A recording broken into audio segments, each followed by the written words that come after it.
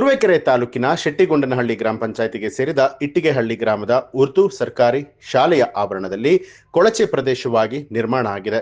ಶಾಲೆಯ ಸುತ್ತಮುತ್ತಲೆಲ್ಲ ಗಲೀಜು ತುಂಬಿಕೊಂಡು ಅನೇಕ ಕ್ರಿಮಿಕೀಟಗಳ ವಾಸಸ್ಥಾನ ಆಗಿದೆ ಅಂತ ಹೇಳಿ ಶಾಲೆಯ ಎಸ್ಡಿಎಂಸಿ ಅಧ್ಯಕ್ಷರಾದ ಇಟ್ಟಿಗೆಹಳ್ಳಿ ಬಾಬು ಗ್ರಾಮ ಪಂಚಾಯಿತಿ ವಿರುದ್ಧ ಆರೋಪ ಮಾಡಿದ್ದಾರೆ.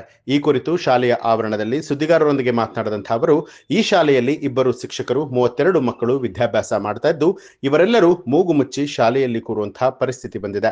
ಇಲ್ಲಿ ಸ್ವಚ್ಛತೆ ಮರೀಚಿಕೆಯಾಗಿದ್ದು ಅನೇಕ ಮಕ್ಕಳು ರೋಗ ರುಜಿನಗಳಿಗೆ ತುತ್ತಾಗಿ ಶಾಲೆಗೆ ಗೈರಾಗ್ತಾ ಇದ್ದಾರೆ.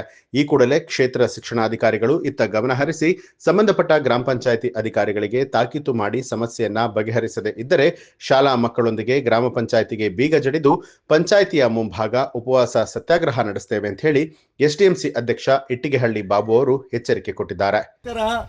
ನೋಡಿ, ಇಟ್ಟಿಗೆಹಳ್ಳಿ ಉರ್ದು ಸ್ಕೂಲು 2 ಮಾಸ್ಟರ್ ಇದ್ದಾರೆ, 32 ಮಕ್ಕಳು.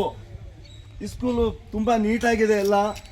ನೋಡಿ, ಇಲ್ಲಿ ಚರಂಡಿ ಈ ಥರ ಆಗಿದೆ. ಪಂಚಾಯತಿಯವ್ರಿಗೆ ಎಷ್ಟು ಹೇಳಿದ್ರು ಏನು ಇದೇ ಮಾಡ್ತಾ ಇಲ್ಲ. ಅದಕ್ಕೆ ನೋಡಿ, ಇದು ಈಗ ಪತ್ರಿಕೆಯಲ್ಲಿ ಹಾಕಿಸ್ತಾ ಇದ್ದೀವಿ. ಇದಕ್ಕೂ ಮಾಡಲಿಲ್ಲ ಅಂದರೆ ಪಂಚಾಯತಿ ತವಾನೆ ಪೂರ್ತಿ ಮಕ್ಕಳಿಗೆಲ್ಲ ತಗೊಂಡೋಗಿ ಉಪವಾಸ ಕುಂಡ್ರಿಸ್ತೀನಿ ಸರ್. ನೋಡಿ, ಚರಂಡಿ ಹುಷಾರಿಂದ ಆಯ್ತದ ಮಕ್ಕಳಿಗೆಲ್ಲ. ಪಂಚಾಯತಿಯವ್ರಿಗೆ ಸುಮಾರು ಸಲ ಹೇಳಿದ್ದೀವಿ. ನೋಡಿ,